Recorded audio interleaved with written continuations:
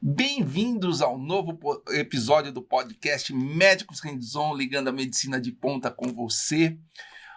Hoje nós temos uma convidada. Essa convidada ela é especial porque essa convidada aqui, não sei se vocês sabem, eu fiz doutorado na Faculdade de Medicina da USP. Do meu lado está o meu orientador, que é o Edson Chu, e na minha frente a minha orientadora, a doutora Ângela Salinetti. Ângela é fisioterapeuta. Ângela formou em fisioterapia lá na PUC, fez um mestrado na Unicamp. Aí foi para Leicester, na Inglaterra, fazer o doutorado, né, Edson? Quando que foi isso? 2010. Eu lembro até hoje, quando o Edson estava conversando com você, para você ir lá com o doutor Panerai e tal. Eu estava lá só olhando aquela conversa e estava nascendo um grande projeto ali do nosso laboratório de neurologia lá da Faculdade de Medicina da USP. E hoje a Ângela ela dá aula lá na Faculdade de Fisioterapia da Faculdade de Medicina da USP, né? Professora, tem o consultório dela, extremamente especializada. A Ângela fez algumas pesquisas na linha de AVC e autorregulação, né, Ângela? Exato. Ângela, bem-vindo. Ai, gente, obrigada pelo convite, na verdade. No nosso ambiente familiar, né? Fazia tempo que eu já acompanhava, né? Só estava esperando o meu convite mesmo chegar. Mas você falou, um dia vai rolar o convite. Eu falei, eu fiquei esperando e fiquei muito feliz. É um prazer conversar e estar com vocês, assim. Eu queria sempre estar junto de vocês, assim, que acho que sempre a gente acaba aprendendo e dividindo, né, as coisas da vida. Exatamente. Hoje nós vamos falar de um assunto muito importante, que é a reabilitação nos pacientes com acidente vascular cerebral, especialmente acidente vascular hemorrágico isquêmico, né? E acidente vascular cerebral é a primeira doença mais incapacitante dentro da neurologia, né? Infelizmente acomete muita gente. Eu queria que o Edson começasse a falar um pouquinho sobre AVC, introduzisse esse assunto, o que é AVC, e aí a gente já vai emendar com a Ângela na recuperação de pacientes sequelados. Bom dia a todos. Hoje falaremos de um tema extremamente importante, que é acidente vascular cerebral. Bom, o acidente vascular cerebral, junto com o infarto do coração, são as duas principais causas de morte e sequela na população. Tem ano em que, em primeiro lugar, está o infarto do coração, mas em alguns anos aparece o acidente vascular cerebral como principal causa de morte e sequela na população. Ou seja, ambos, tanto infarto do coração, assim como acidente vascular cerebral, são as principais causas de morte e sequela na população. O ser humano morre praticamente dessas duas coisas, se nós pararmos para pensar. Aí terceiro, quarto, quinto lugar, etc. Aí vem câncer e outras condições. Bom, em relação ao acidente vascular cerebral, assim como o infarto do coração, é muito importante reforçar que, primeiro, tem tratamento, ambos têm tratamento, tem prevenção e para ambas as condições tem reabilitação. Ou seja, o que é importante? Todas essas fases. A prevenção é extremamente importante para que não aconteça nem o infarto do coração e nem o acidente vascular cerebral. Prevenção é tudo. E quando acontece, ambos têm tratamento, né? E o segredo para ambas as condições é mais rapidamente ir ao hospital, né? Então, nós devemos saber que o AVC, assim como o infarto do coração, nós temos que ir ao hospital. E por que é tão importante ir rapidamente ao hospital? Porque tem tratamento, porque o tratamento de ambos diminui a chance de sequela. Bom, e posteriormente a reabilitação é extremamente importante para que a pessoa possa voltar de uma melhor maneira possível à vida diária e à sociedade. Bom, o acidente vascular cerebral, nós temos o hemorrágico e nós temos o isquêmico, tá? Então, o hemorrágico é quando sangra o cérebro, sangra o espaço intracraniano. Tem diversas causas para o acidente vascular hemorrágico. Então, pode ser sangramento de aneurisma cerebral, né? Pode ser sangramento por causa de uma hipertensão arterial sistêmica não controlada, pressão alta não controlada, né? As coagulopatias, né? Dificuldade de coagular sangue. Então, tem várias causas para o sangramento. E em relação ao acidente vascular cerebral isquêmico, nós temos os, entre aspas, oclusões arteriais cerebrais, ou seja, os entupimentos, e nós temos diversas causas para o entupimento, desde doenças como aterosclerose, que é como se fosse placa de gordura nas artérias, né, aterosclerose, até passando por outras causas como trombofilia, que é a hipercoagulação, né, formação de coágulos que podem migrar de um lugar para o outro, ou formação de coágulo no próprio cérebro, né? E assim como as doenças infecciosas inflamatórias constituem causas de AVC.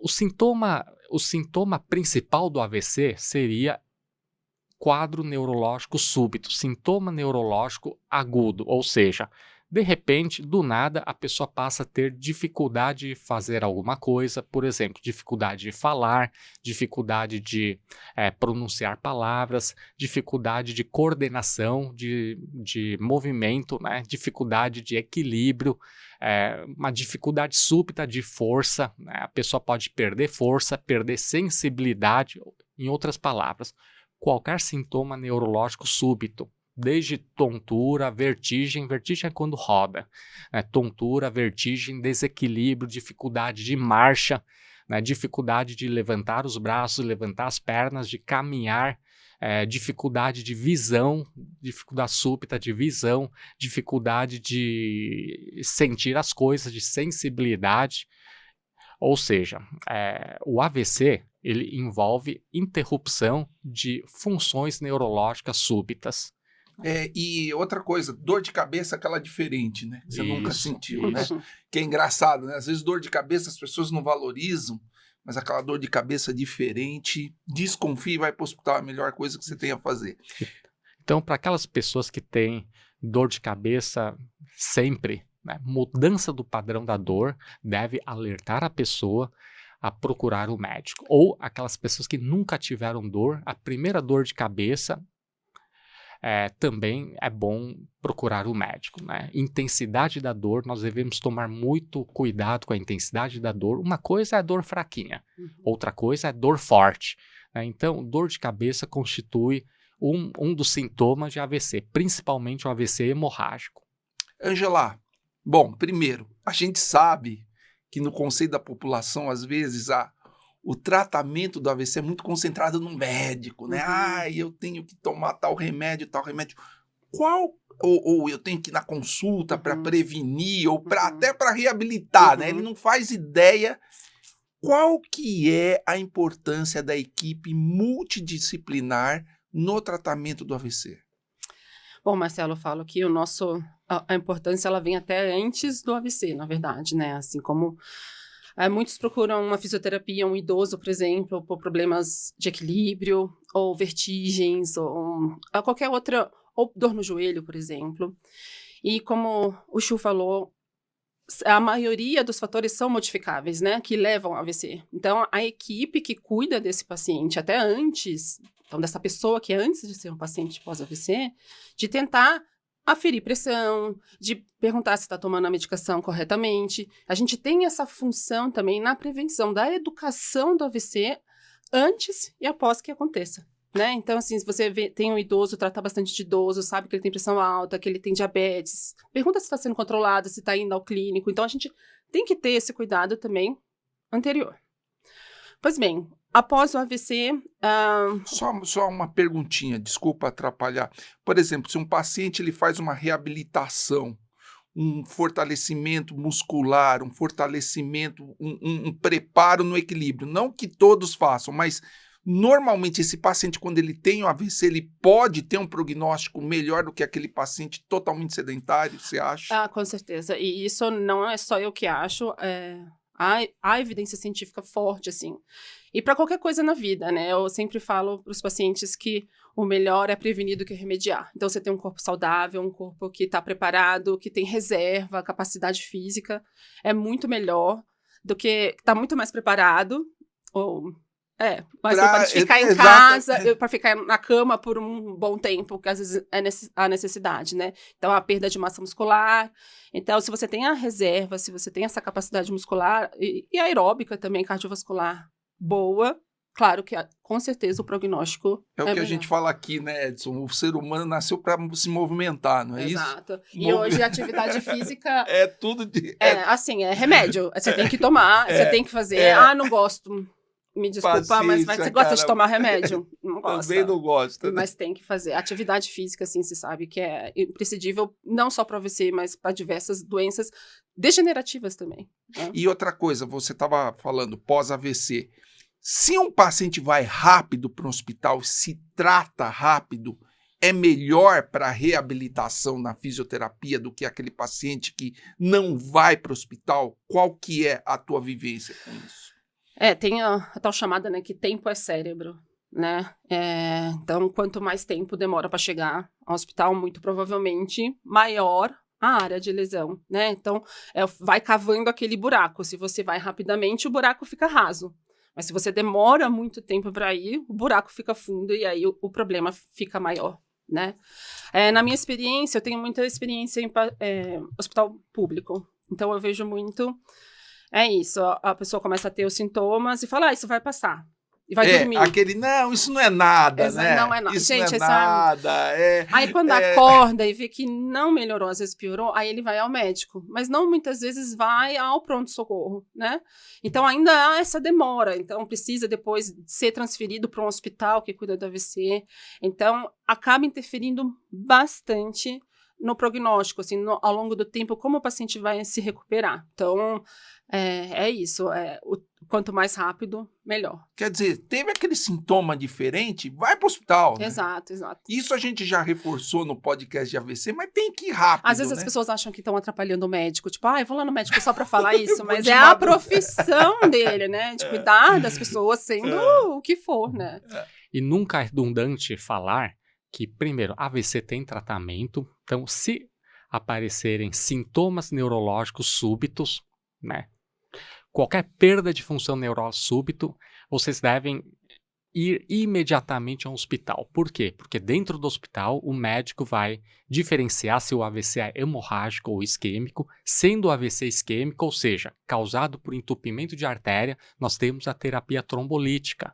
Né? Nós médicos vamos avaliar se o paciente pode ser submetido ou não à terapia trombolítica. Uma vez sendo elegível para terapia trombolítica, nós realizamos procedimento para desentupir as artérias entupidas, ou seja, nós chamamos isso de terapia de revascularização, terapia de dissolução do trombo. Nós dissolvemos o trombo, seja através de medicamento, seja realizamos o que nós chamamos de trombectomia, ou seja, através de cateterismo, o catéter vai até o local onde está entupido no cérebro e, através de procedimentos, nós desfazemos o coágulo e tiramos o coágulo. Ou seja, se a gente for rápido, a gente vai facilitar seu trabalho. Muito, exato. E é importante... assim, a vida, né? E assim, os déficits, a pessoa realmente, né? É outro... E é muito importante a população saber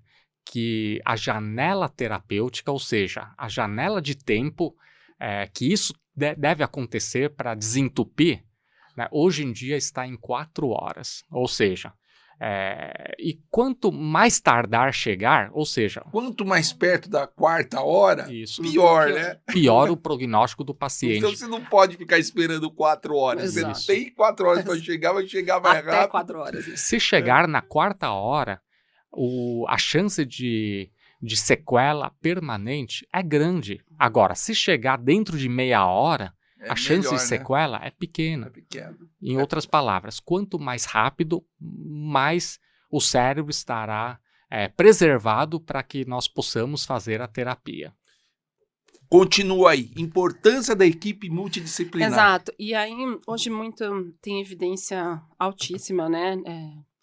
De uma equipe, então, a necessidade de formar uma unidade de AVC, né? Então, não necessariamente uma estrutura separada para AVC, mas uma equipe que saiba atender atender e entender o que aquele paciente está tendo, né? Então, é composta por uma equipe muito grande, é enfermeira, é fonoaudióloga, terapeuta ocupacional, fisioterapeuta e o médico, e até lá fora do Brasil eles falam muito do fisiatra, né? É uma equipe muito grande, mas especializada na visão daquela doença que ele está tendo, né? E a pergunta hoje que eu gostaria muito até de já ter um pouco dessa resposta é de quando iniciar tudo isso, né? Então, assim, sempre...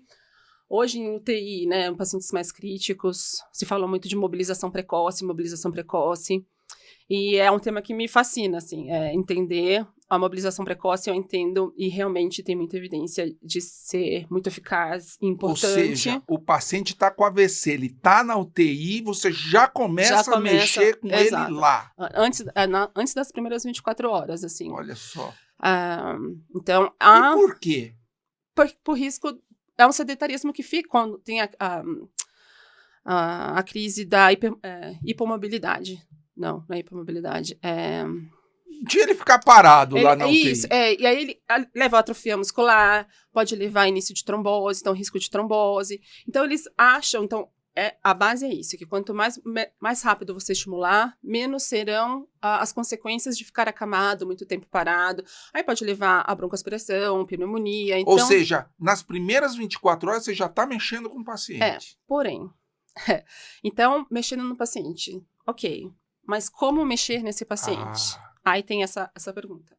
Que uma grande pesquisadora de AVC da Austrália, ela fez um trial mundial muito grande, que chamava a Very Early Rehabilitation Trial. Então, a VERT, que era... elas começavam... O protocolo era um intensivo protocolo de fisioterapia, assim que o paciente chegasse, antes das 24 horas, no hospital. Então, o paciente, sendo ele leve, moderado, claro, sempre... acho que era leve e moderado. Uma sequela leve ou grave. Exato. Uma sequela não, a paralisação leve ou grave. Mas eu acho que, se eu não estou enganada, os graves foram excluídos. Tá. Por quê? Porque eles colocavam o paciente na esteira, eles colocavam na bicicleta ergométrica. Então, era um exercício intensivo, não era à beira do leito ou de tirar o paciente do leito e colocar na cadeira, por exemplo. E, infelizmente, ou felizmente, sempre é muito bom, né, ter as evidências científicas, mostrou que essa reabilitação intensiva, ela é deletéria para o paciente. Então não pode ser muito intenso. Não pode ser muito intenso, 24. mas quanto intenso que a gente tem que ser, né? Então, a gente já sabe, então, que a gente não pode fazer um paciente levante peso ou exercício com resistência muito alta, ou na esteira ou bicicleta. Ok, mas o que a gente pode fazer por esse paciente, né? Eu, como fisioterapeuta de UTI, uns anos atrás, sempre me intrigou, assim, pacientes que estavam, os senhores, muitas vezes os velhinhos, né, que na UTI ou na cama estavam muito bem, e quando iam para cadeira, eles ficavam torporosos, eles ficavam sonolentos. Exato.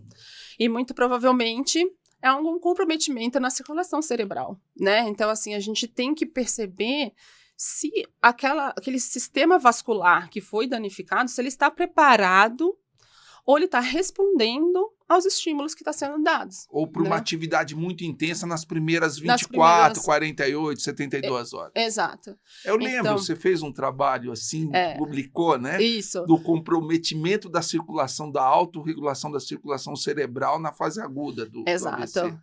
Exato. Isso foi parte, então...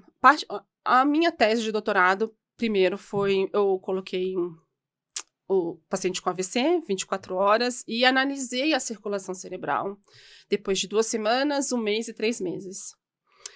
E percebi, então, os estudos mostraram que até a segunda semana há um comprometimento severo da circulação cerebral. E aí, quando eu mesmo com o vaso desentupido, exatamente. A circulação fica oscilando demais com as variações da pressão. Porque a teoria da vasoparalisia, né? Então, que os vasos... Eles não conseguem reagir ou reagem às pouco. mudanças da pressão. Exato. E aí, quando eu voltei ao Brasil, então, o Chu me recebeu muitíssimo bem aqui, conheci o Marcelo. Foi legal né? aquela época. Aí, pro pós-doutorado, eu consegui aí classificar melhor esse AVC, né? Então, eu dividi em leve, moderado e grave. Então, a partir da escala, né, que eles chegavam no hospital. E percebi que esse comprometimento da circulação, ela se dá mais no paciente que é moderado, mas a faixa para ser moderada, ela é bastante ampla, né? Mas os AVCs, que são aqueles que saem em menos de 48 horas ou que saem sem sequelas nenhuma, realmente parecem não ter comprometimento da autorregulação.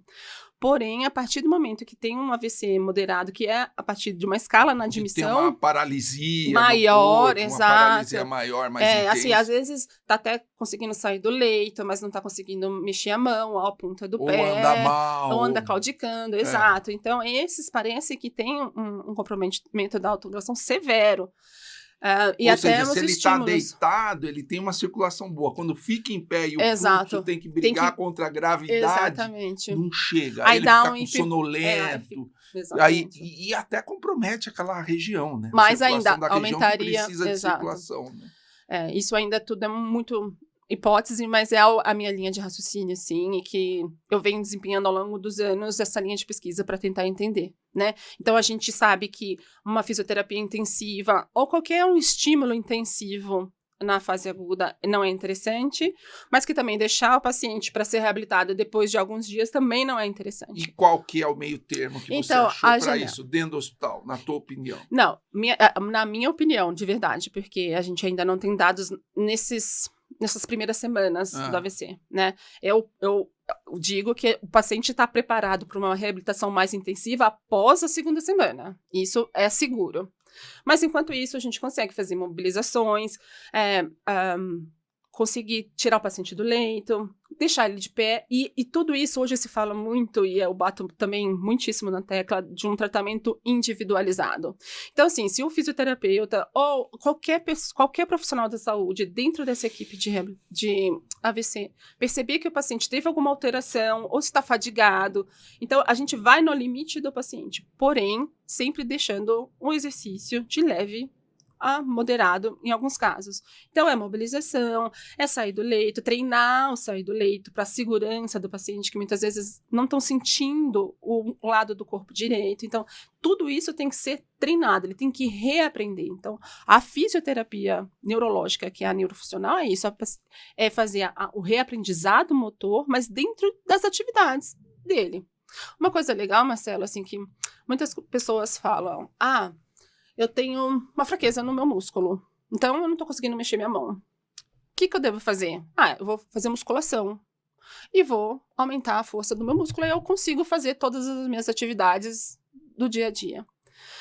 Isso é correto quando você tem uma fratura, que você ficou muito tempo com um gesso na mão e que aí tá atrofiado, então você tem que fazer a musculação para voltar aquelas fibras e melhorar a função daquele músculo. Mas em doenças neurológicas, principalmente no AVC, a literatura já mostrou que isso não é suficiente. Então, aquele paciente do AVC, a gente não deve somente fazer exercícios de fortalecimento muscular, porque isso não se traduz numa recuperação de atividade funcional, como sair da cama. De repente, ele tem força na perna, mas ele não consegue. Por quê? O ato motor ele é muito mais complexo. O ato motor vem com coordenação motora, vem com feedback, uma resposta do sistema sensorial de correção. Então, além de fortalecer, claro, trazer uma saúde para o músculo, dentro da equipe de reabilitação, a gente sempre tem que pensar na função, na atividade, o que ele vai fazer, né? Então, treinar, ou sentar e levantar, muitas vezes, ou pegar a colher e levar à boca. Então, claro, eu fortaleço esse músculo que traz a colher à boca, mas eu também tenho que treinar ele pegar a colher, medir, ver a direção da boca. Então, não é só o fortalecimento, muitas pessoas acham, né? É um pouco mais complexo. Coordenar o movimento. Exato. Só que, claro, para coordenar, ele tem que ter força. Então, a base é força, mas o resto junto, é muito mais complexo. Ou seja, esse trabalho você já começa fazendo dentro do hospital. Dentro do hospital, exato. De uma forma ainda mais lenta ou menos forte, né? Porque a base da reabilitação neurofuncional é repetição, repetição, intensidade, repetição, repetição, repetição. Porque é só assim que a gente aprende. Quando a gente estava na escola, a tabuada a gente decorou por repetição. A gente até vê lá no hospital, lá no 8º andar, lá do Einstein, lá, o fisioterapeuta é o chato, né? Pô, agora é a hora da fisioterapia, mas é importante. Por causa da repetição. Isso já acontece dentro do hospital. Exatamente. Bom, vamos voltar um pouquinho. Eu queria que você falasse um pouquinho da definição de autorregulação, e aí a Ângela vai emendar para a gente definir melhor qual é a importância de a gente cuidar da posição, especialmente os velhinhos na posição ortostática da autorregulação. Você já falou um monte aqui, a gente já falou muito de síncope aqui com a Liz, já martelamos muito esse assunto, mas esse assunto é muito importante na autorregulação e eu quero aproveitar a Ângela aqui. O cérebro, junto com o sistema cardiocirculatório, eles trabalham de modo sincronizado.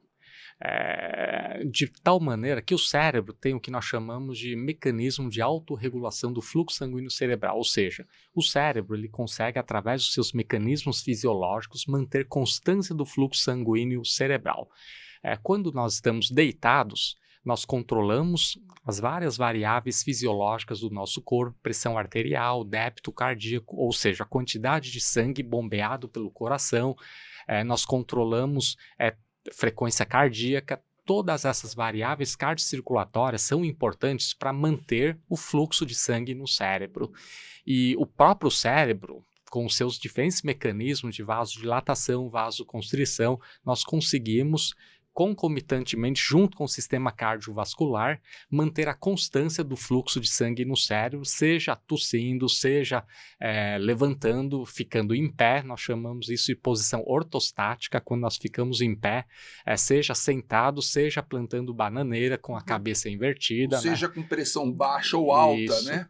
Nós conseguimos manter o fluxo de modo mais constante possível, para que não haja variações exageradas no sentido de para alto, ou seja, evitando hiperfluxo sanguíneo cerebral extremo, porque o hiperfluxo pode causar inchaço do cérebro, pode causar sangramento cerebral, assim como evitando o hipofluxo sanguíneo cerebral, ou seja, a falta de sangue para o cérebro, que pode causar isquemia e sofrimento vascular no cérebro.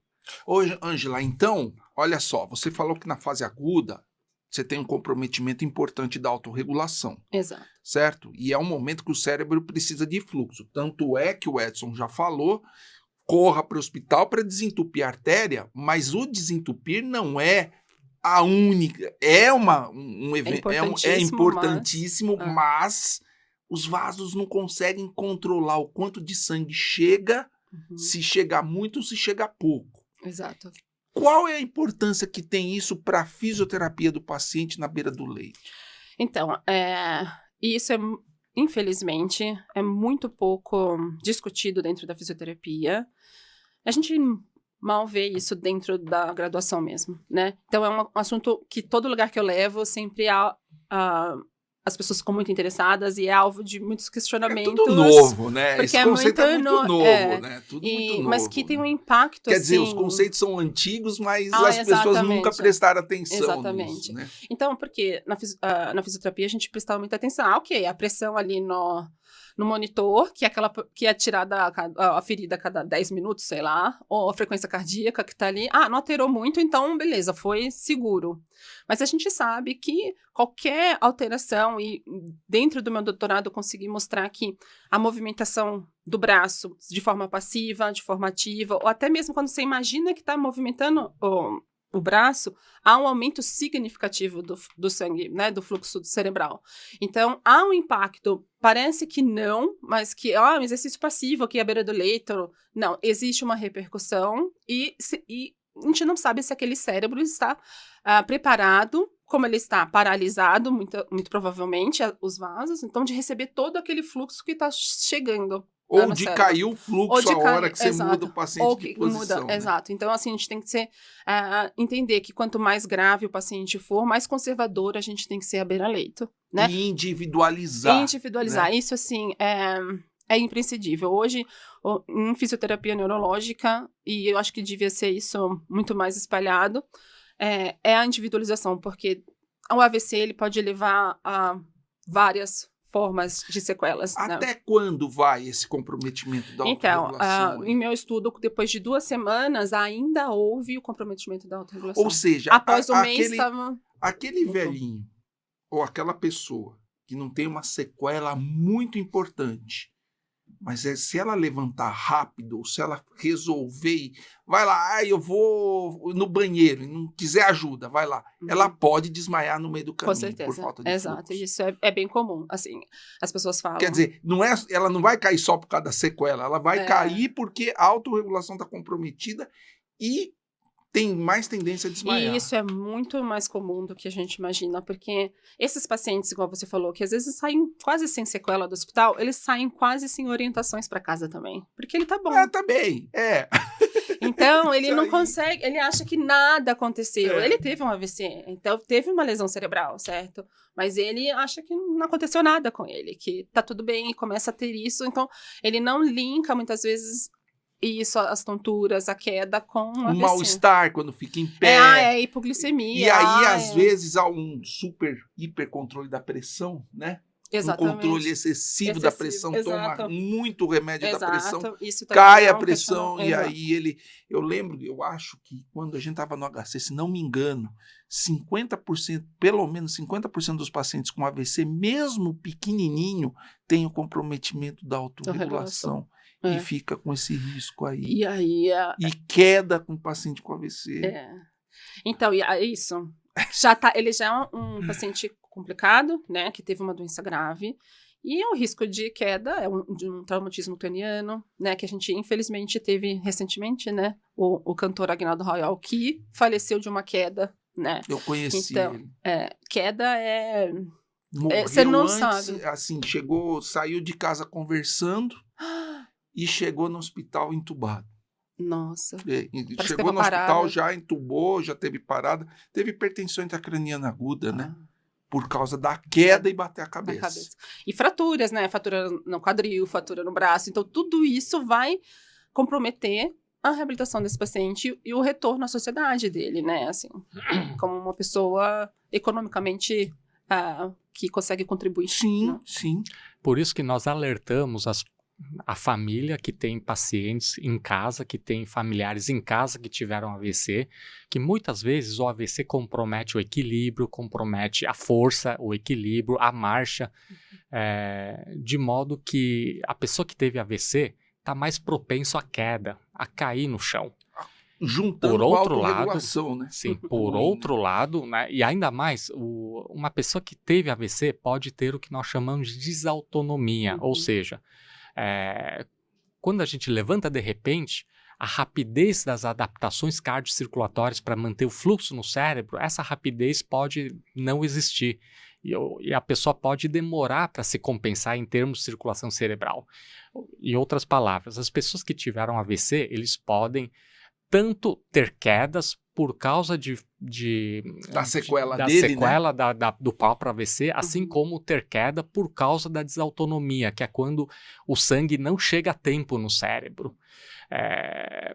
Por outro lado, esse mesmo paciente, com muita frequência, está ou antiagregado, tomando medicamentos antiagregantes plaquetários, né, aspirina, clopidogrel, como parte do tratamento de prevenção de recorrência do AVC. Alguns desses pacientes, além dos antiagregantes plaquetários, eles estão também anticoagulados, tomando anticoagulante oral, né, por exemplo, a apixabana, a Marevan, também para prevenção de recorrência de AVC.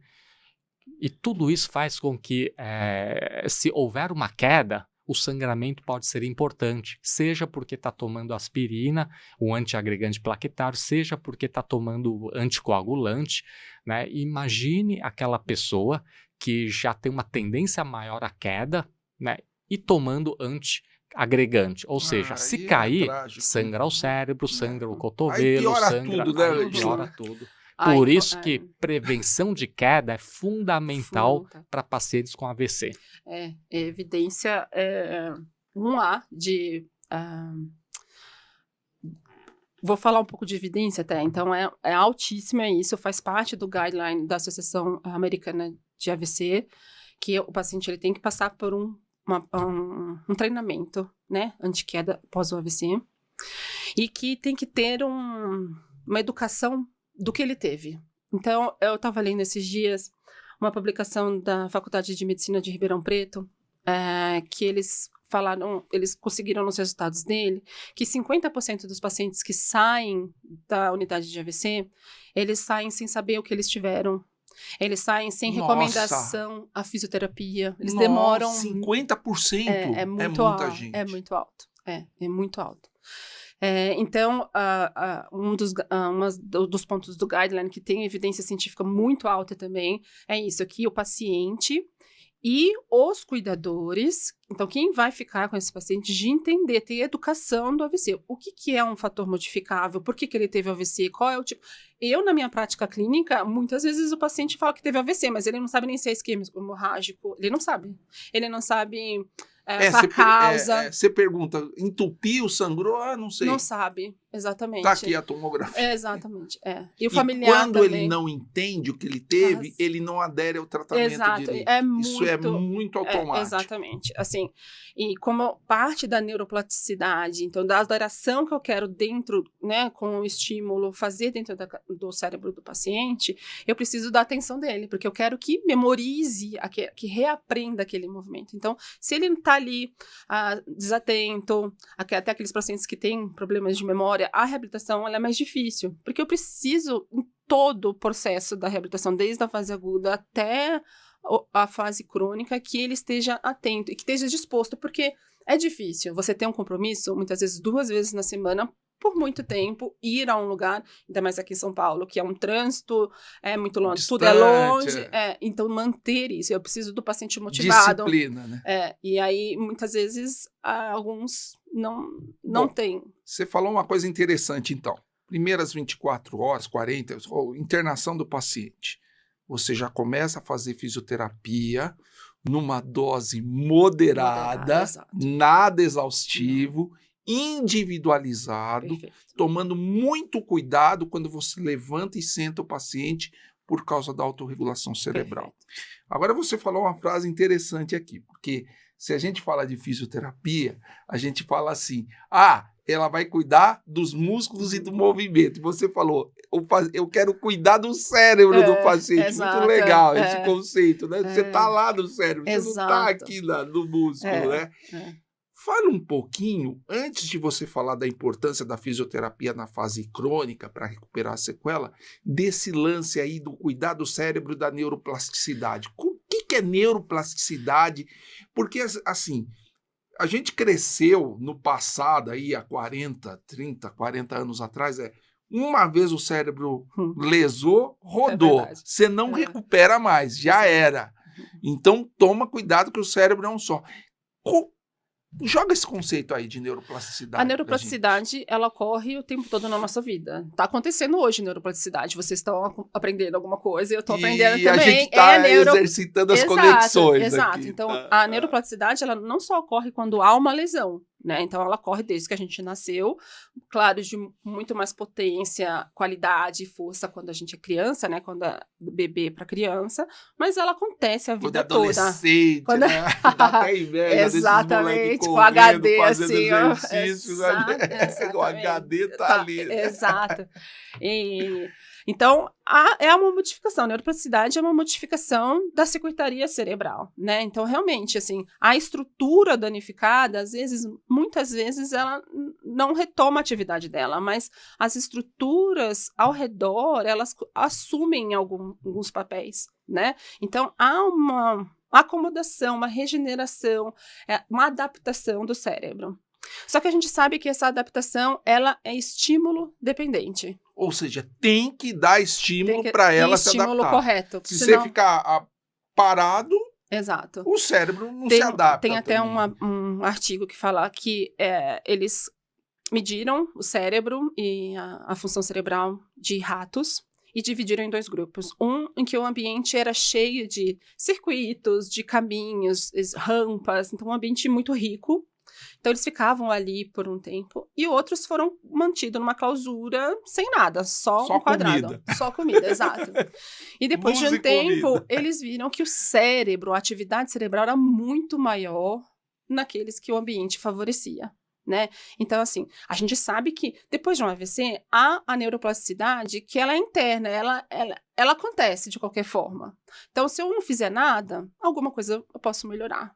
Às vezes não melhorar porque o estímulo não foi correto, tem uma adaptação, uma má adaptação.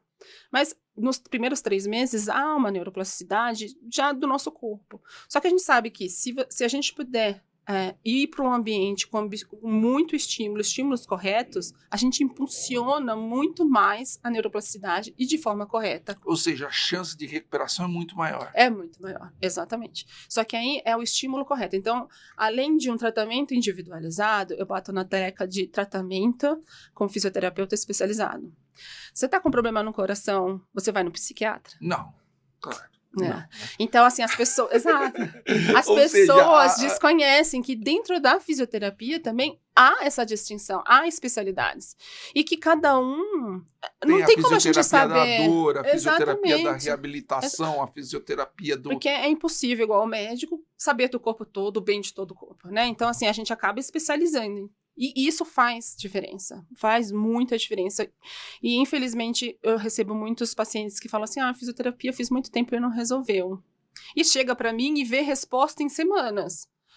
Isso porque não teve que eu falo, a fisioterapia é repetição, repetição, repetição. Mas não quer dizer que é o mesmo exercício todo dia. Não é o mesmo. Eu preciso de um ambiente rico, de treinar esse paciente diversas... Igual hoje tá chovendo quando a gente chegou aqui. Aliás, nós fizemos, você falou, desculpa, em especialidade, nós fizemos podcast com a fisioterapia do Parkinson, né? Aí, tá vendo? Dentro Entendeu? da neuro ainda. Dentro isso. da neuro, a Tamine, né?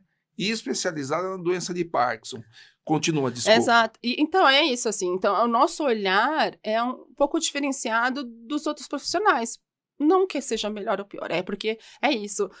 Muitos questionam, não, vamos deixar o músculo saudável, porque o problema tá no músculo. Não. O problema, a gente tem que evitar que o problema, como consequência, vá para o músculo. Mas o problema está aqui, né? Exato. Então, a gente tem que favorecer que haja uma nova... que modifique essa circuitaria cerebral num ambiente rico. Claro que eu vou repetir, por exemplo, o paciente com problema para levantar e sentar da cama sem problemas. Eu vou treinar esse sentar e levantar muitas vezes, porque é repetição, repetição, repetição, ao aprendizado, memória. Mas eu vou fazer isso de diversas formas. Eu vou colocar ele em diversos... superfície instável, no pé, superfície instável, na cadeira.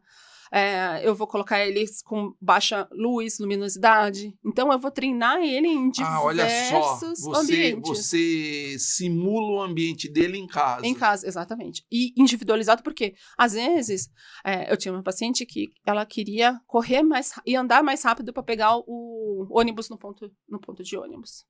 Então, eu tinha que treinar a marcha, mas uma marcha mais rápida, porque às vezes ela ia perder o ônibus. Então, para ela, era importante... Sequela de AVC. Exato. Era importante, porque ela ia de ônibus para a fisioterapia.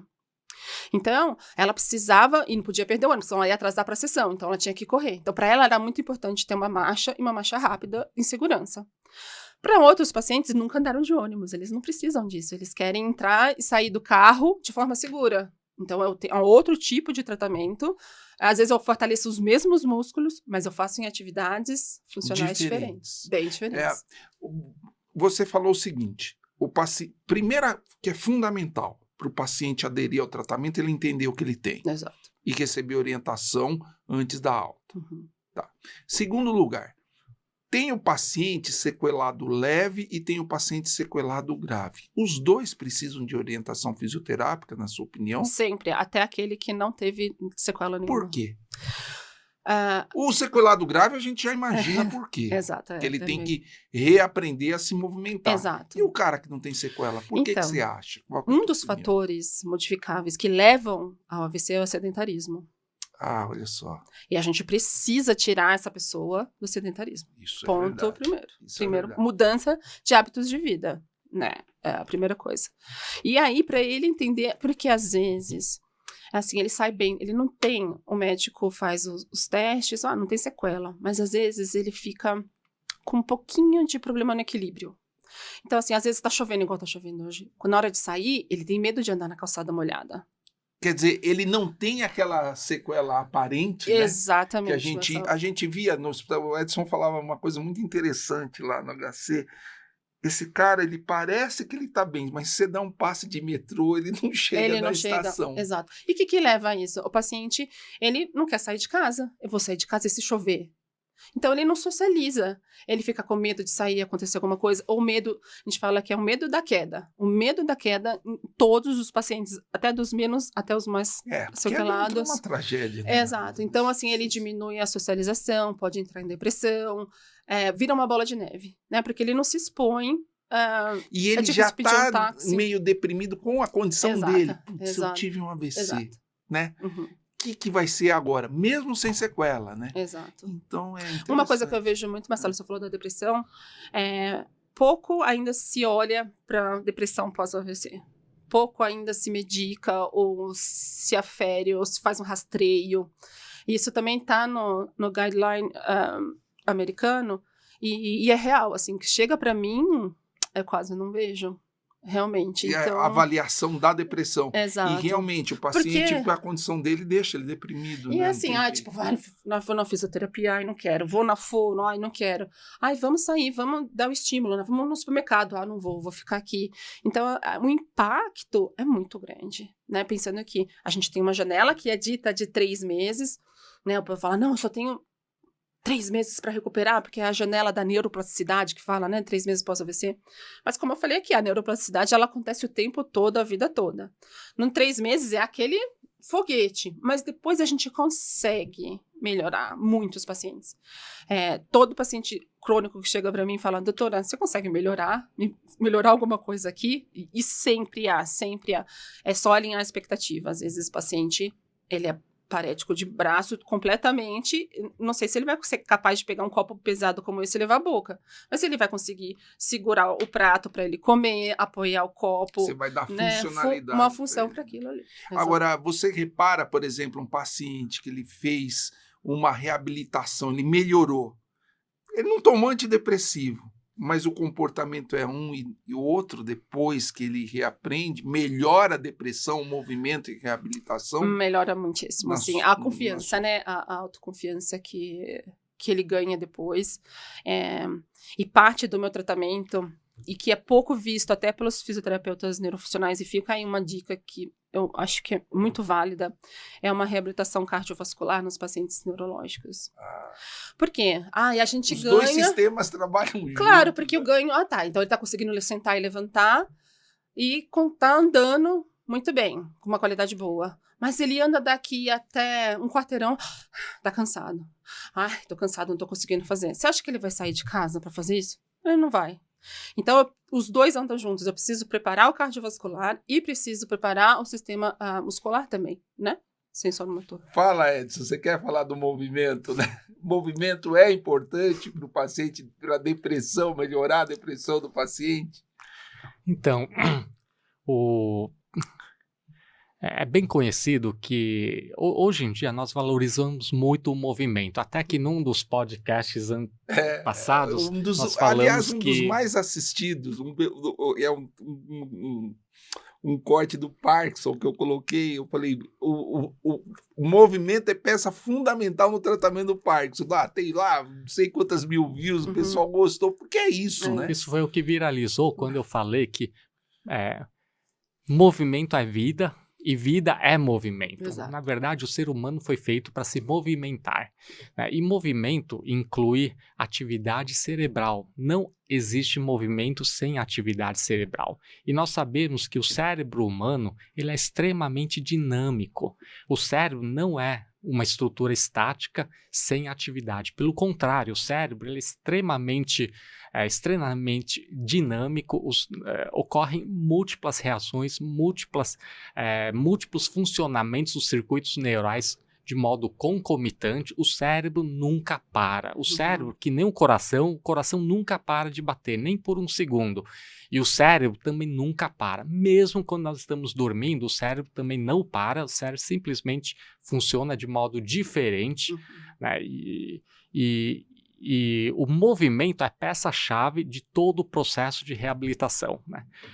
Eu sempre explico para os pacientes que uma das maneiras de nós fazermos o cérebro funcionar, de fazer com que o cérebro consiga funcionar é através de movimento. O movimento é uma das maneiras que nós temos de fazer o cérebro funcionar. E por isso que vem o papel do fisioterapeuta, papel do terapeuta ocupacional também. O terapeuta ocupacional também utiliza o movimento para o seu tratamento. O fisioterapeuta, como a Ângela, eles também utilizam o movimento para o tratamento. O educador físico também utiliza o movimento para o tratamento. E o cérebro, nós tratamos o cérebro através de movimento. Quando acontece um AVC, com uma certa frequência, o nosso maior problema se torna movimento. Por exemplo, o paciente está com metade do corpo, lado direito, por exemplo, paralisado, né? E problemas de movimento se trata com movimento também. Claro, além de medicamentos, etc., problema de movimento também se trata com movimento. Eu falo muito isso com os meus pacientes que têm doença de Parkinson, por exemplo, né? Que doença de Parkinson também faz parte da doença de Parkinson o problema do movimento. E o movimento, e o problema do movimento se trata com movimento. Até que hoje se comprovou que a atividade física na doença de Parkinson retarda o avanço da doença, né? Bom, em relação ao AVC, nós sabemos que também um dos seus maiores problemas também é o movimento. E os nossos fisioterapeutas, terapeutas ocupacionais, assim como os educadores físicos que lidam com AVC, eles utilizam o movimento para fazer o tratamento de um AVC. Tá? E quanto mais riqueza, e o paciente sempre me pergunta, mas doutor, que tipo de movimento? E eu sempre repito a mesma coisa, diversidade de movimento. Né? Somente caminhada é insuficiente, né? É muito o que bom. A Ângela falou, né? É muito bom. Correto e individualizado. Verdade. Caminhada é importante, muito bom, porém, infelizmente, insuficiente. Corrida é uma atividade muito boa, porém também insuficiente. Pilates é muito bom também, deve ser feito também, porém também é insuficiente. Chu, se eu posso até te interromper, muitos pacientes me perguntam assim, eu devo fazer fisioterapia, ir no personal, ou fazer pilates? Esse é um questionamento que eu vejo sempre. Sim. E assim, igual você falou da TO também, a nossa visão de cada profissional da saúde é uma. Então, assim, quanto mais o paciente puder fazer, porque a fisioterapia é isso, a gente quer voltar a que o paciente volte à função. O educador físico, ele quer trofismo, ele quer força. Então, a visão dentro do mesmo paciente é diferente. E é isso, Pilates é bom? Mas peraí, será que você precisa do Pilates e mais alguma coisa? Ou primeiro fazer uma reabilitação física e depois o Pilates, né? Então, há bastante questionamento mesmo, e eu acho que vocês devem, e vocês como chefe, né? Assim, divulgadores. Exato. Tem que ter essa noção. Né? E quando o paciente pergunta para mim, mas doutor, será que eu vou pro fisioterapeuta, vou pro terapeuta ocupacional, contrato um personal, um educador físico? Eu sempre respondo, movimento se faz diariamente. Quanto mais movimento, melhor. Exercício físico se faz diariamente, manhã, tarde e noite. É claro que nós não podemos ter também excesso de exercício físico que pode não fazer bem para o organismo, mas de modo equilibrado, exercício físico se faz diariamente, manhã, tarde e noite, né? Ou seja, o movimento deve ser realizado diariamente, manhã, tarde e noite, né? Em outras palavras, eu sempre respondo, se o paciente tiver condição financeira, né, assim como estiver dentro de uma estrutura que consiga fazer, que consiga ter todos esses profissionais, eu sempre estimulo equipe multidisciplinar. É importante o nutricionista, é importante o fisioterapeuta, é importante o terapeuta ocupacional, o fonoaudiólogo, o educador físico e assim por diante. O médico nunca trabalha sozinho. Nós precisamos de toda uma equipe da saúde para reabilitar o paciente. Né? Seja neurologista, seja fisiatra, nós médicos nunca trabalhamos sozinhos. A equipe multidisciplinar é muito importante. Aí o paciente fala, mas doutor, eu já não tenho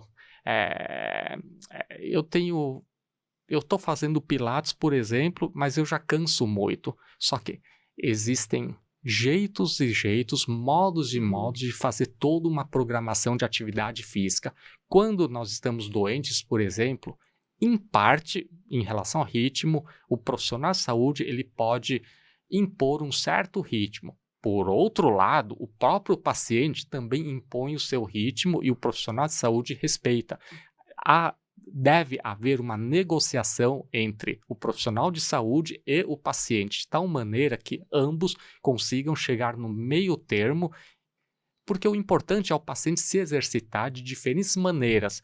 A Ângela falou, numa dessas passagens, que quando nós, profissionais de saúde, propomos um certo tipo de movimento para o paciente, uma certa tarefa que inclui movimento para o paciente, nós estamos ativando circuitos neurais. E diferentes modalidades de treinamento acabam ativando diferentes modalidades de circuitos neurais do cérebro. E essa riqueza de movimento resulta numa riqueza de funcionamento cerebral. E é óbvio que, para a reabilitação, o que nós, neurologistas, queremos do nosso paciente é a riqueza de ativação cerebral, riqueza de ativação de múltiplos circuitos neurais, né, para que o paciente possa ser reabilitado, para que retorne às funções da melhor maneira possível.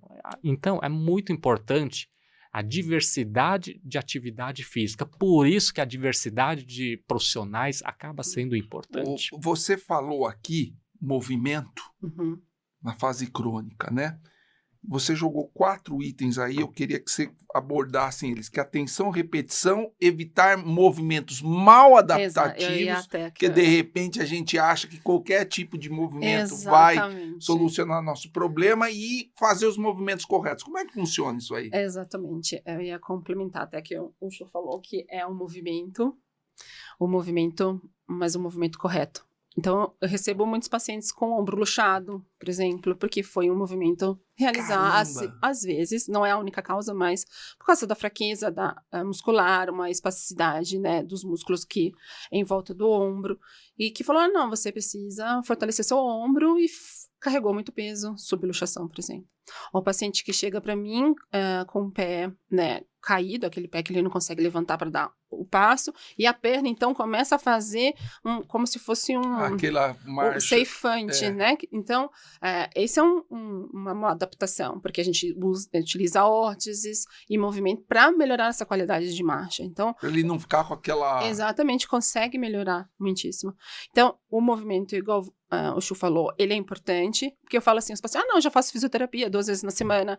Aí eu falo para eles assim, mas quantas horas você fica aqui? Você fica 2 horas na semana. Quantas horas tem a semana? Ou seja, tem que repetir em casa. Exato. Tem que aprender a repetir. Eu tenho que ir no supermercado, eu tenho que andar, não é ficar sentado memorizando aquele movimento Exato. que você ensinou para ele. Não adianta fazer fisioterapia, assim, adianta, mas fazer fisioterapia no resto da semana ficar deitado no sofá, por exemplo, vendo televisão. Então, realmente, o ganho vai ser muito pequeno, né? Então, ele tem que se manter mais ativo, contribuir em casa, lavar uma louça, ou fazer a própria cama, sair, tomar o banho, ser mais independente, né? Então, ele tem que manter o estímulo após a sessão de fisioterapia também, né? Então, ele não pode fazer a fisioterapia, sentar no sofá e ficar lá e achar que já fez a parte dele.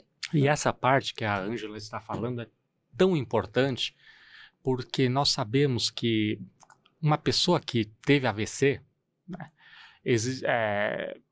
aumenta o risco de declínio cognitivo lá no futuro. Por quê? Porque AVC significa perda de parênquima cerebral, perda de quantidade, diminuição de quantidade de cérebro. E quanto menor a quantidade de cérebro, maior o risco de declínio cognitivo lá na frente. Por isso que para aquelas pessoas que tiveram AVC, nós fazemos de tudo para evitar novos AVCs, para que não haja perda seriada de cérebro. Né? Parece que 1 em cada 3, né? Repete, acaba tendo Isso. Então, nós devemos fazer de tudo para que a pessoa não perca cérebro. E temos que fazer de tudo para que o cérebro seja mantido, seja preservado, né? Para que não haja declínio cognitivo lá na frente, então, na velhice. No podcast do Rafael, que a gente falou de brain fog, Covid, Uhum. o Rafael falou uma coisa muito interessante, né? Que o paciente, uma das reabilitações é você devolver ao paciente as tarefas diárias, não fazer o que o paciente não consegue mais cozinhar, por exemplo, então eu vou cozinhar, fica aí. Não, dá Exato. mais trabalho, mas deixa ele cozinhar sob supervisão. Exato. Nossa, Marcelo, isso é o que eu como vejo é em que casa. é na fisioterapia? Porque às vezes o paciente tem AVC, É. não, eu vou fazer tudo por ele. Exato. Não faz isso. Não limpa a casa, não lava a louça, não cozinha, não faz isso. E você vai tirando as tarefas diárias do paciente que ajudam na cognição. Isso Como é que é essa orientação aí? Isso Como é é que muito, em casa? muito como é que comum. funciona isso? E eu entendo, muitas vezes, porque tem a estafa do cuidador, né? O cuidador, ele é uma rotina que mudou a vida dele, impactou também. Então, às vezes, ele quer fazer as coisas mais rapidamente, ou ele que fica comer... de saco cheio com alguém do lado dele. Exato. Então, às vezes ele fala para o paciente não fazer, porque ele quer fazer rápido, ele quer resolver as coisas, ou dar o banho rapidamente, né? Mas a minha orientação, e até falar que é muito comum quando é o homem. Nossa, quando é o homem que teve o AVC e a mulher que cuida, gente, nem a meia, muitas vezes, ele consegue colocar. Não, deixa que eu coloco, doutora. Não, ele que tira. Na avaliação, quando ele chega, deixa, eu peço, né, para tirar a meia. Aí a mulher já levanta, não, deixa ele tirar. Não, mas ele não faz em casa. Aí chega na minha frente, ele faz tudo, ele tira, ele faz tudo. Aí eu falo, é uma conscientização da família também. Isso, a família é muito protecionista. Esse hábito de ele botar a meia e botar o sapato pro cérebro dele é muito importante. E assim, ele, né, ele tem iniciativa. Então, eu vou sair. O que eu preciso fazer? Preciso pôr a meia, o sapato. Tem todo um ritmo de atividades para até ele sair de casa. Então, se todo mundo faz por ele, ele não sabe mais por onde começar, qual que é o início, qual que é o fim. Então, ele tem que ser capaz de fazer. E aí, a gente vai aumentando as habilidades funcionais com o tempo. Mas, assim, ele tem que ser capaz de mais. E essas funções básicas, eles fazem parte do que nós chamamos de funções executivas da cognição humana. Exato. Nós temos que deixar os nossos pacientes fazendo as coisas normais da vida. Dentro do que ele pode fazer. Exato. Mas tem que fazer. Tem que fazer. Desde que não haja risco de queda, né? Desde que não haja riscos, o paciente deve fazer, porque quanto mais adaptado para o seu dia a dia, mais cérebro estará preservado no futuro. Nós temos que deixar o paciente fazer as atividades da vida diária. Outra coisa muito importante isso que a Ângela está fazendo é muito importante para a prevenção de declínio cognitivo lá na frente, porque a pessoa que tem AVC está mais, dependendo do grau do AVC, pode aumentar o risco de declínio cognitivo. Aí, quando a pessoa deixa de fazer as coisas, seja porque está deprimido e, portanto, perde o prazer de fazer as coisas, perde a motivação de fazer as coisas, portanto, tratar a depressão no AVC é extremamente importante. Se precisar medicar, temos que medicar para que a pessoa não entre em hipoatividade por causa de depressão. Então, a atividade é muito importante para a prevenção de AVC. E fora isso, quando a pessoa fica o dia inteiro na frente da televisão, né, o que acontece com as pessoas do AVC? Já tem os fatores de risco de AVC. E se tiver hipoatividade, ficar só na frente da televisão, acontece uma coisa que se chama aumento de peso. Né? A pessoa pode se tornar mais obesa ainda, né? E isso pode dificultar mais ainda o movimento. Imagina aquela pessoa que tem metade do corpo fraco por causa de um AVC. Né?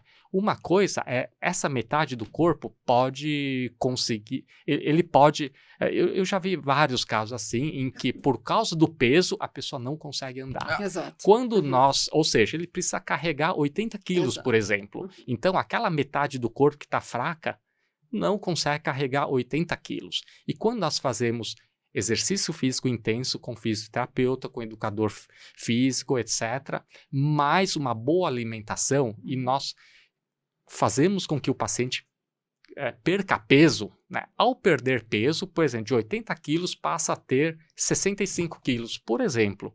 Né? Aquela musculatura que está fraca passa a ser capaz de sustentar o corpo. e a pessoa sai andando. E É. sai Isso andando com uma parece qualidade. óbvio, mas os pacientes chegam para mim muitas vezes, o doutor quer que eu pegue peso, porque ele acha que eu Isso. tô... Eles não veem dessa forma, eles acham que é estética ainda. Eles sabem, e realmente tem que... Essa explicação, assim, ela é diária dentro da sessão e mesmo. tem uma outra... Ou seja, a perda de peso, a necessidade de perda de peso em pacientes após AVC, que tem problema de movimento, ela é fundamental porque dá liberdade para o paciente. Porque ao perder peso, a capacidade de deambular, a melhora da marcha é muito evidente. E é claro, nós temos que perder peso sob orientação, porque não é só adianta parar de perder comer. peso e não ter Exato, músculo, né? Porque exatamente. quando a Aí piora gente, outra coisa. quando a gente simplesmente para de comer, nós perdemos gordura e perdemos músculo. E se perder músculo, pioramos a fraqueza do paciente. Então, essa perda de peso deve ser orientada de tal maneira que se mantenha a musculatura e se perca preferencialmente o peso por causa das gorduras do corpo e não perda de músculo. Exatamente. Isso é importante, né? Porque às vezes, eu perdi peso, mas você não tem músculo, Exato, né? Você não tem... por isso que a reserva muscular que você falou num paciente, ele antes do AVC, ele sempre trabalhou a reserva muscular, ele já sai na frente da reabilitação daquele que não trabalhou, né? Marcelo, e muitas pessoas falam assim, nossa, eu era... Então, tem aqueles que é fora da curva, que sempre foram muito saudáveis, que correram, que sempre... Eu tive um AVC, fiz tudo isso e tive um AVC. Eu falei assim, mas imagina se você não tivesse feito, como você estaria? Você estava ferrado. Não é? Eu escuto muito, não, mas eu sempre fui saudável. Mas, eu falei, mas imagina. Acidente se acontece, né? E se você não tem essa reserva, você não teve hábitos saudáveis, muito provavelmente a conta vai chegar, né? Então, eu sempre falo, gente, a reserva vale a pena. é tudo para Exatamente. enfrentar esse momento. Exatamente. Agora, uma coisa interessante que você falou é a seguinte, a individualização lá na fase crônica da reabilitação, né, que é atenção, repetição, evitar movimentos errados, mas o movimento certo você vai dar individualizado, certo? Depende da região do corpo e depende do tipo de sequela que o paciente tem. Por exemplo, a gente sabe que tem as sequelas espásticas e as sequelas flácidas. Você tem esses dois tipos que são paralisias diferentes e que pode acontecer em diferentes pacientes. Como é que você avalia esse paciente? Ele tem um tipo de sequela, eu vou dar o tipo de movimento. Como é que é essa avaliação fisioterápica? A recuperação pós-AVC, ela tem essa fase, a fase flácida, quase para a maioria dos pacientes da fase aguda, né? E aí, com o passar do tempo, o tônus muscular, né, que é a resistência ao alongamento, ela vai aumentando, isso na maioria dos casos, até que o paciente fala, nossa, o meu movimento tá voltando, o meu músculo eu tô conseguindo fazer alguma coisa, mas aí ele passa o ponto e vira o espástico. Exatamente. É importante você pegar o paciente antes dessa virada? Exato, também. Assim, não há tanta evidência de que a gente consiga evitar, mas a gente consegue orientar um paciente, perceber que está aumentando o tônus, então já orientar, evitar complicações que são gravíssimas em pacientes espásticos. Como você falou, aquela marcha ceifante. Exato. O braço com braço. Isso vai limitar movimentos, vai dar dor. Limpeza, infecção de pele e movimento, até na dor, né? marcha. Com certeza, e luxação de ombro. E e tem alguns pacientes que é a minoria, eles permanecem na fase flácida. Então, eles são flácidos e não entram na espasticidade. Infelizmente, esses pacientes são os mais graves. São aqueles que, funcionalmente, eles não vão ter muita evolução da função. Porque o flácido. Porque o espástico, ele consegue, pelo menos, apoiar um prato para colocar, né? O flácido não, ele não responde. Então, ele fica realmente muito mole, assim, você não consegue dar uma função ou uma atividade nenhuma para aquele membro. Então, a gente sabe que aquele paciente que não... porque todo mundo fala, gente, a espasticidade é ruim. Não, funcionalmente ela pode ser melhor do que não evoluir para a espasticidade e ficar flácido. Então, flácido é um prognóstico pior. Marcha também, a perna que não sustenta o peso. E a espasticidade você pode controlar, de repente tá muito espástico, você pode fazer a toxina botulínica, isso. Pode fazer órtice, exatamente. Essas coisas, então, né? assim, aí com a vista do fisioterapeuta que está havendo uma alteração de tônus, a toxina ela é indicada para casos moderados, os leves, com a fisioterapia isso na literatura já é descrito também, que você consegue muito bem administrar. Não é que a gente, antes, quando eu fiz minha residência, minha especialização lá na Unicamp, em neurologia, eles falavam assim, tônus muscular é muito ruim, a gente tem que quebrar a espasticidade, diminuir o tônus. Hoje a gente sabe que a gente não consegue fazer nada disso. Tipo, ele é o tônus e a gente só vai administrando o que o músculo apresenta. A gente não consegue, na sessão, às vezes, diminuir tônus, mas ele dá um espirro, a espasticidade volta, né? O braço Ou seja, de novo. você consegue adaptar o paciente dentro da condição dele. Exatamente. Só que, assim, a gente consegue bloquear ou retardar a progressão da espasticidade, por exemplo. Aí, muitas vezes... E se ele não movimenta, aí a espasticidade pega. Aí pega, isso. Aí porque tem, além disso, do movimento, tem a posição que ele quer ficar. Então, é a posição, todos os músculos antigravitacionários. Então, a espasticidade, ela afeta e deixa o braço fletido, a mão fechada, o pé em extensão. Tudo que dificulta marcha e habilidades funcionais, né? Que a gente quer pegar um copo e a extensão, só que o seu braço está fechado em flexão. Como que você vai dar alguma atividade para esse braço, né? E quanto menos você mexe, mais espástico vai ficar. Então, na fisioterapia, a gente dá um movimento e vê como responde. A gente não tem a evidência científica que só a fisioterapia consegue melhorar a espasticidade. A gente pode retardar a progressão da espasticidade, que ela pode acontecer, e orientar a família enquanto posicionamento, essas coisas. Agora, você, por exemplo, né, infelizmente a gente está... E não é só exclusivo do Brasil, como você falou, 50% dos pacientes saem do hospital sem ter noção do que ter, sem ter orientação correta, sem nada. Toma esse remédio e se cuida. Você deve pegar pacientes com espasticidade grave que perderam o tempo deles. Exato. E aí? E você vê a frustração na cara da família, sabe? Tipo assim, tristeza, né? Que fala assim, como deixou ficar dessa forma? E muitos... Geralmente, quem fica nesses níveis muito graves são pessoas mais simples. O poder aquisitivo é tudo o conhecimento, no tratamento, né? Então, a ignorância. Exatamente, assim, infelizmente. Eu tive uma professora na pós da USP, ela é de Valência, inclusive, onde aconteceu aquela tragédia lá. Ela falou, o poder aquisitivo, ele faz toda a diferença na saúde de uma pessoa. Exatamente. Infelizmente, né? E chega a casos que é cirúrgico, né? Então, assim, a gente pouco pode fazer. Ali orientar a limpeza, né? Que você vê um braço fletido em flexão, junta sujeira na articulação ou na mão, então tem que orientar a família. Mas nesses casos muito graves, pouco a gente consegue fazer. Muito pouco. Realmente é importantíssimo você sair do hospital orientado e procurar logo um fisioterapeuta, porque espasticidade grave... É um fisioterapeuta especializado. Assim, o que o paciente, eu sempre recomendo para meus pacientes é perguntar assim, você já tratou pacientes com AVC? Não só, você faz fisioterapia? Porque o fisioterapeuta faz, a profissão dela, sabe? Mesmo se você pegar um paciente com paralisia flácida, espástica e jogar na tua frente e dar um tratamento padrão para os dois, não vai funcionar, Não vai funcionar. E, assim, isso aqui também é mais uma dica para os fisioterapeutas eu falei, né, que a gente precisa repetir o movimento, mas não é a repetição da sessão. Então, há muita queixa, assim, dos pacientes, eu vou lá e faço a mesma coisa todos os dias que eu vou lá.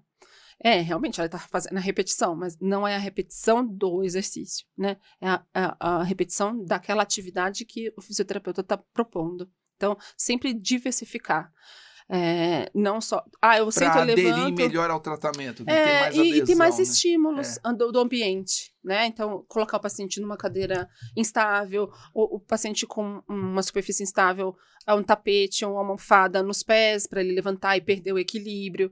Então, diversificar. Você consegue, dentro do ambiente, fazer o mesmo exercício de resistências diferentes. Você consegue progredir os exercícios, né? Então, não é para fazer, porque muitos do questionamento como então saber se minha fisioterapia está correta ou não? A fisioterapia é para resolver. Ela resolve muito, gente. A fisioterapia resolve muito, tanto dor, quanto fisioterapia neurológica, de doenças degenerativas até. Fisioterapia é muito bom. Pode falar. Só que tem que ser feito de uma maneira com profissionais que são preparados para aquilo, que tem aquela visão daquela doença. Agora, uma outra coisa interessante que nós falamos é depressão, né? Uhum. o paciente que vai deprimido e pode melhorar com o movimento, e você falou de memória. Uhum. Qual que é a importância da memória para a fisioterapia na memória do paciente Exato. sequelado com AVC? É muito, muito ligado, é muito junto. Então, o paciente que tem um déficit de atenção ou memória, o prognóstico de reabilitação ele é mais reservado. Porque a gente precisa que ele lembre o que foi feito anteriormente, que não fique naquela memória a curto prazo e que logo evapora, né? Para um aprendizado motor, a gente precisa de construir essa atividade e que ela seja memorizada e reaprendida no sistema nervoso. Então, a gente sabe que o que acontece com esses pacientes com déficit de memória e déficit de atenção, que a progressão é mais lenta. Então, realmente, um paciente mais atento, um paciente com a memória que lembra o que ele está fazendo, muitas vezes os pacientes nem sabem o que eles estão fazendo ali, sabe? Então, vão para a fisioterapia, eu pergunto: oi, bom dia, boa tarde, senhora tal. Sabe onde a senhora tá? Não sei. O que vai fazer aqui? Não sei, isso ela tá comigo há meses. Então, a acompanhante... Não, mas assim, por mais que ela sabe, a acompanhante fala, vamos na fisioterapia, mas chega, ela não associa, então ela não sabe o que ela fez lá, porque quando a gente sai da fisioterapia, por exemplo, chega em casa e fala, nossa, eu fiz aquilo lá, olha que legal, tem como melhorar? Eu tô repetindo aqui em casa, eu tô conseguindo colocar uma roupa no varal, tô conseguindo lavar a louça, mas se ela não lembra do que foi treinado, ela não vai fazer essa conexão, né? Então, a perca de memória, ela é um problema sério, assim. Então, restringe bem o que a gente consegue evoluir. E qual seria? Aí existem medicações que falam até no guideline americano de tentar administrar remédios e como exercício. Exercício, é isso. Tipo, o que você comeu? Quer dizer, de repente, você estimular Exato. a então, a família. O que você tomou de café? O que você tomou de café da manhã? Pergunta no meio da manhã. O que você tomou no café da manhã? E aí, às vezes, não lembra. Mas tentar isso, o estímulo. A gente vai na fisioterapia. Depois de 10 minutos, você sabe aonde a gente tá indo? Fisioterapia é um exemplo. Tô no supermercado. Depois, perguntar de novo para o paciente. Você sabe onde a gente tá indo? É a repetição. Então, como faz a memória? Repetição. Então, o estímulo tem que ser repetido.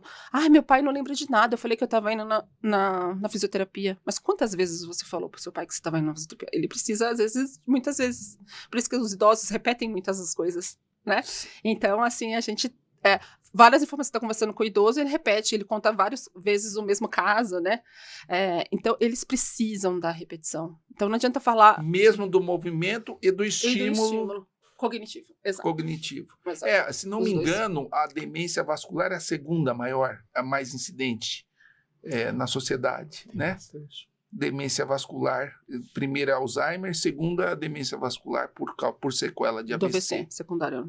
E claro, todas esses comentários dentro do bom senso, né? Nós sempre tentamos estimular a memória do paciente, mas sempre dentro do bom senso.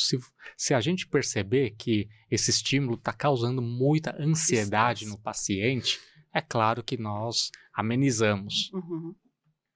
Agora, quanto tempo um paciente ele deve seguir na fisioterapia depois da ocorrência de um AVC? Individualizado, tem nível de evidência, como é que funciona isso? Essa é uma pergunta que no meu consultório eu recebo quase todo dia. Mas por quanto tempo eu vou ter que fazer?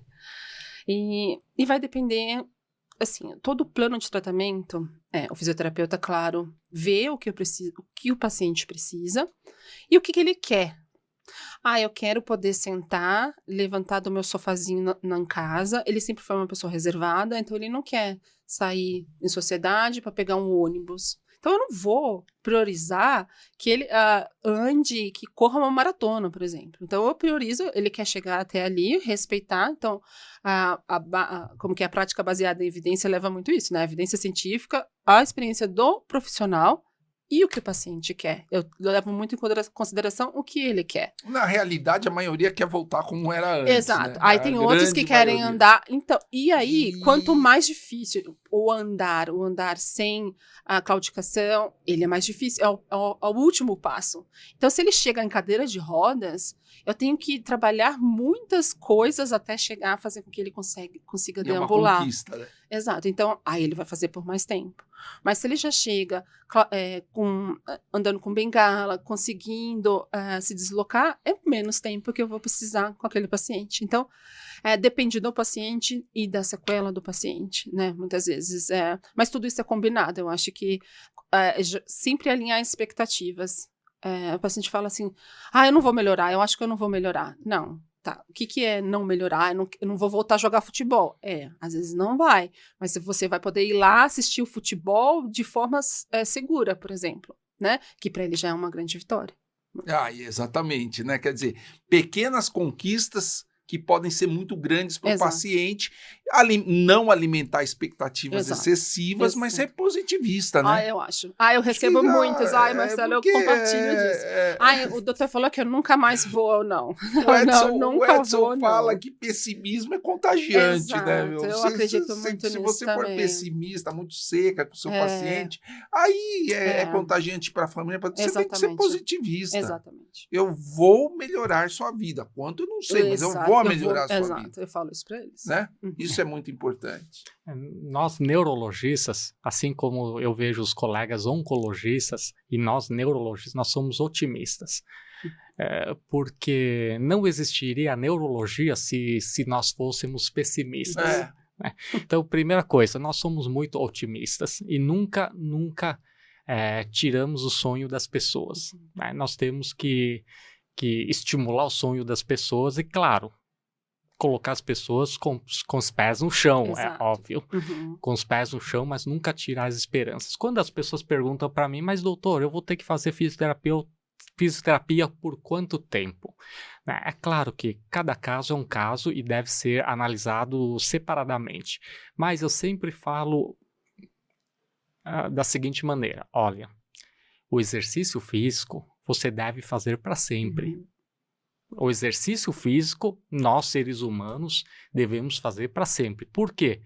Porque movimento é vida e vida é movimento. Se nós queremos viver, nós temos que nos movimentar. Então, exercício físico devemos fazer para sempre. Agora, se você quer fazer sozinho, se já é capaz de fazer sozinho, fazer as lições de casa, se vai precisar de um personal, se vai precisar educador físico ou fisioterapeuta ou terapeuta ocupacional, etc. Cada caso é um caso. Porém, exercício físico, nós seres humanos devemos fazer para sempre. Principalmente quem tem uma doença neurológica, assim, né? Que o exercício também é sabido que libera substâncias neurotróficas que aceleram a neuroplasticidade e neuroprotetoras que protegem o neurônio. Então, não é só aqueles hormônios do bem-estar que você faz por isso, mas libera substâncias que vão proteger e vão melhorar o seu sistema nervoso. Agora, bom... O exercício físico, hoje em dia, existem evidências científicas fortes que diminui chance de recorrência dos AVCs, diminui chance de risco de infarto do coração, diminui risco de obesidade, diminui risco de demência, né? Diminui risco de câncer. Ou seja, exercício físico, nós devemos valorizar o exercício físico. Por isso que eu falo que exercício físico nós devemos fazer para sempre. Sim. E aí, como muitos desses pacientes pós-AVC são sedentários de base, eles têm uma certa resistência a se tornar ativos. O meu combinado, assim, toda quebra de hábito é muito difícil. Tanto quando você entra numa dieta, é difícil você seguir aquilo, porque você tem os seus hábitos anteriores. Então, a minha recomendação é sempre, assim, quebrar esse paradigma de forma gradual. Então, assim, tem pessoas que vão no primeiro dia e ficam 2 horas na academia. Eu falo, não precisa tudo isso. Você pode começar por meia hora, 3 vezes na semana. O que vai fazer o benefício é a constância. Você ir lá com a frequência correta e aí você vai aumentando. Você quebrou o paradigma de sair do sedentarismo e caminhar meia hora. Poxa, muito legal. Daqui a pouco já tô no meu ritmo, meia hora, vou fazer 40 minutos. E aí vai aumentando, então entrando no hábito da pessoa. Porque é uma quebra de paradigma muito... São hábitos anteriores, assim, de muitos anos, né? Bom, eu tô aqui na frente de... Esse é o meu orientador e minha orientadora. Né? Então, aqui é um cientista clínico e ela uma cientista clínica também, mas que sabe muito de evidência. Vocês dois sabem muito de evidência. Aprendi também, né? Evidência, rigor científico e tratamento no melhor nível de evidência. Então, a Ângela falou aqui que quando recebe um paciente espástico, né, ela individualiza o tratamento e às vezes ela tem que recorrer a alguns tratamentos, como por exemplo, existe um bom nível de evidência para a toxina botulínica, né? Qual seria o efeito da toxina botulínica aí num paciente espástico? Ele é fundamental muitas vezes, né? Então, a partir de uma escala que a gente tem de verificação de nível de espasticidade, só com a fisioterapia a gente não consegue. A partir desse nível... Um excesso de espasticidade. Então assim, você começa a ver, por exemplo, na marcha, a espasticidade estão nos músculos extensores do joelho. Então, a marcha, para a gente fazer o passo, a gente precisa dobrar o joelho, dobrar o quadril. E com a espasticidade muito grande, você não consegue dobrar, né? Que vai Aí acarretar dor no paciente. Ia fazer aquela marcha ceifante. Então, aí eu trabalho muito próximo dos neurologistas e dos fisiatras que aplicam dos meus pacientes. Eu escrevo relatórios, assim, ó, esse músculo está tendo dificuldade. Então, eu trabalho muito próximo para mostrar para eles como eu fico muito mais tempo com os pacientes do que eles veem o paciente na hora da aplicação ou uma consulta anterior. Eu tô ali há semanas e semanas, né? Então, eu costumo orientar e tem bastante efeito, facilita o meu trabalho. Então, ao relaxar a musculatura, porque a toxina, o que é? Ela vai relaxar, fazer com que não haja a entrada da acetilcolina na fenda sináptica. E aí, não há contração muscular. O músculo relaxa. E aí eu consigo treinar, por exemplo, um músculo, fazer uma passada correta, porque o músculo está mais relaxado, que antes ele não permitia, ele estava com a perna estendida. Então, eu consigo ali dar o movimento correto, não aquele adaptativo, que é a de fazer a marcha ceifante, por exemplo. No braço é a mesma coisa. Essa avaliação individual e minuciosa é importantíssima para a aplicação correta da toxina. Muito se fala de equipe multidisciplinar na fase aguda, mas a multidisciplinar, ela é por todo eterna. Assim, eterna. Tipo, exato. Tipo assim, eu tenho telefone de todos os neurologistas, eu tenho... É isso, os fisiatras, eu escrevo relatório, eu discuto caso, porque quem tem a ganhar é o paciente, né? E a gente, como eu fico muito tempo com os pacientes, eu consigo transcrever melhor que até os próprios pacientes, né? Eles falam, não, minha perna tá dura, mas aí eu consigo perceber qual músculo que tá duro. Então, aumentando aí a capacidade, né, da toxina fazer efeito. A toxina, ela demora um tempo ainda, né? Não é a aplicação e logo vê-se o efeito. E não necessariamente vai ter efeito, muitas vezes, né? Às vezes responde melhor, às vezes responde pior, também é difícil. E tem um tempo de efeito? Tem um tempo de efeito, exemplo, de 3 a 6 meses. Isso vai muito pelo convênio, também a liberação, essas coisas, mas é mais ou menos uns 3 meses, 3 a 4 meses. Quando é muito espástico, muito forte, às vezes um pouquinho antes, né? Mas é feito e vai fazendo. Se você for fazendo a fisioterapia com o músculo liberado, relaxado pela toxina, esse paciente, ele pode aumentar os intervalos de aplicação da toxina, melhora a função muscular e reduz a espasticidade com a fisioterapia conjugada com a toxina? Com a minha experiência, eu consigo fazer com que certos músculos não precisem mais da toxina, mas sempre vai haver.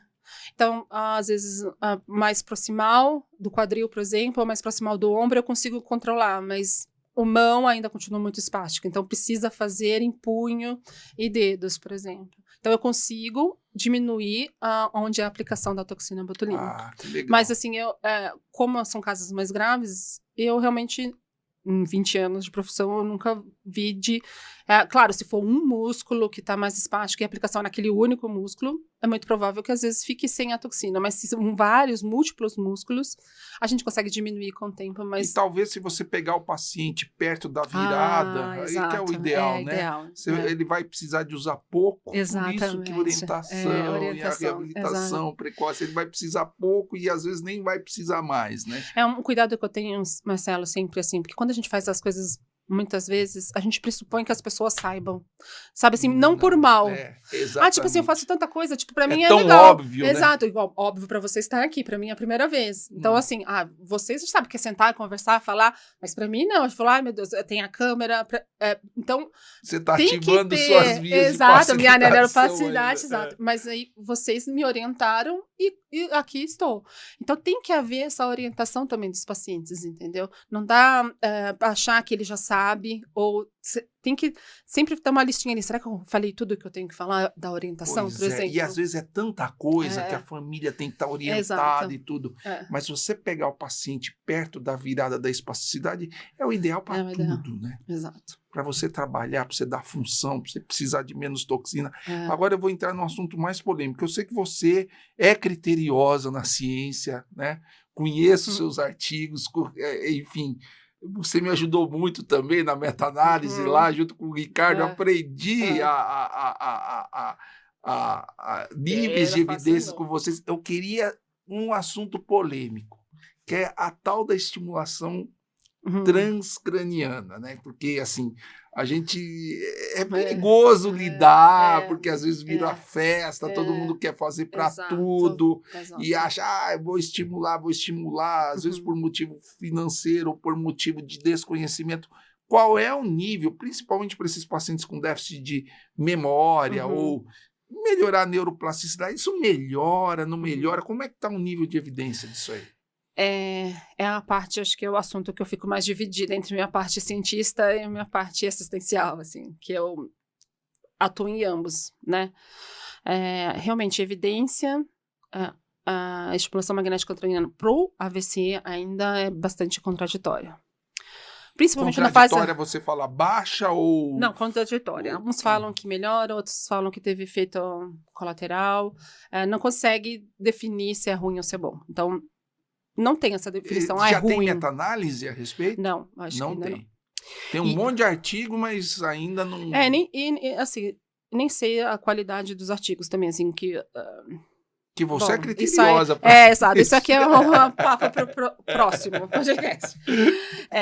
Mas, principalmente na fase aguda, né, a chance de epilepsia, de convulsionar, por causa da lesão cerebral, ainda não tem muita evidência. A fase crônica, assim, a gente não atua muito no hemisfério que foi comprometido, mas sim no outro menos comprometido.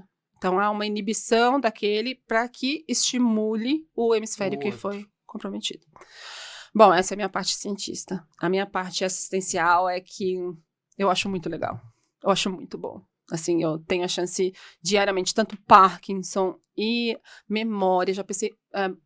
paciente com déficit de memória, assim, de diversas formas, pós-TCE, o paciente idoso com início de declínio cognitivo para memória, é excelente, foi muito bom os casos. Mas isso é a minha experiência clínica, né? E para AVC e Parkinson, eu sou muito fã, assim, só que a evidência científica não é só a estimulação. Eu falo que a estimulação vai lá jogar... A gente quer uma plantação, então a gente tem uma terra ali e eu quero bater recorde na minha plantação de soja, por exemplo. O que eu faço? Eu vou lá, preparo o solo, adubo o solo, dou todos os estímulos corretos, mas eu sei se eu vou bater recorde ou não? Não sei. Mas eu fiz de tudo que eu podia. E então a fisioterapia vem lá, aduba o solo. Aí a estimulação magnética vem e coloca os minerais. Então é um a mais, é sempre estimulação magnética e fisioterapia. A evidência maior e robusta. Não só ela é superior do que só fisioterapia e superior que só AMT isolado. Já tem artigos? Já. A estimulação magnética transcraniana é um método relativamente novo de neuromodulação, ou seja, fazendo estímulos magnéticos, isso causa repercussões elétricas no cérebro e, portanto, pode ativar ou inibir circuitarias neurais. Né? E, é claro, ainda está em estudo, e, claro, como qualquer coisa na medicina, não é que serve para tudo. Então, se alguém falar que serve para isso, aquilo, etc., como se servisse para tudo, já tem alguma coisa errada. A pílula já. do câncer, né? Isso. Não existe uma pílula que trate qualquer tipo de câncer. Se alguém te propuser um tratamento que trata qualquer tipo de câncer, já fique com o pé atrás que isso não existe. E a estimulação magnética transcraniana, a mesma coisa. Como qualquer coisa na medicina, tem as suas indicações precisas. Exato. Por exemplo, a estimulação magnética transcraniana tem evidências importantes para depressão, por exemplo. A depressão parece ter um resultado muito interessante. Incrível. Assim, muito interessante. E, claro, como qualquer técnica, existem maneiras e maneiras de fazer. Né? Não é uma certa maneira, pronto, igual para todo mundo e para todas as condições. Né? Ou seja, para a maioria das condições, ainda não temos evidência científica. E, portanto, eu acho que, antes de tudo, caso o paciente queira fazer, é melhor procurar pessoas que sejam bastante atualizadas em termos científicos e que sejam pessoas honestas. E que saibam o que estão fazendo, né? Exato. Porque é perigoso, né? Pode ser perigoso. Dependendo Exato. do paciente, pode ser perigoso. Tem que saber o que está fazendo, né? Tem que saber o que está fazendo. E, assim, até a protocolo de Parkinson, por exemplo, a gente... são 4 anos já trabalhando com MT. Cada caso é um caso. Queixo, o paciente chega às vezes com freezing, mas às vezes chega com déficit de memória, às vezes no AVC ele já está numa fase mais crônica, mas quer ver se ele consegue reabilitar mais um pouco. Então, os protocolos, não existe receita de bolo. Não existe. E dentro dos tratamentos não consagrados do ponto de vista científico, né, eu ouço muitos pacientes falando assim, doutor, mas eu vou fazer tal tratamento para Parkinson, por exemplo. Eu vou fazer, e que não tem evidência científica, eu vou fazer porque mal não faz. Olha, não é bem assim. Por quê? Porque se nós não sabemos nem dos efeitos benéficos e muito menos dos efeitos maléficos, pode fazer mal, sim. Assim como existe possibilidade de fazer o bem, existe possibilidade de ter os efeitos opostos. Né? E, portanto, existe possibilidade de piorar, sim. Exato. E, portanto, nós devemos sempre nos basear nas orientações do mundo científico. Exato. Porque são pessoas fragilizadas, muitas vezes. Ao invés de dor e doenças degenerativas e pós-AVC, são pessoas frágeis e que querem, será que eu não estou deixando escapar nada? Eu quero melhorar. E muitas vezes são alvo fácil para esses tipos de profissionais, porque elas depositam toda a esperança. Isso é muito comum. Eu fiz essa pergunta para você porque você estuda, a gente sabe que você gosta de ler artigos, você gosta de... Eu queria saber o nível de evidência. Mas, de qualquer forma, a gente já está aqui 1h40 falando, acho que a gente aprendeu muito. Você passou alguns conceitos muito importantes para a gente, para o nosso ouvinte.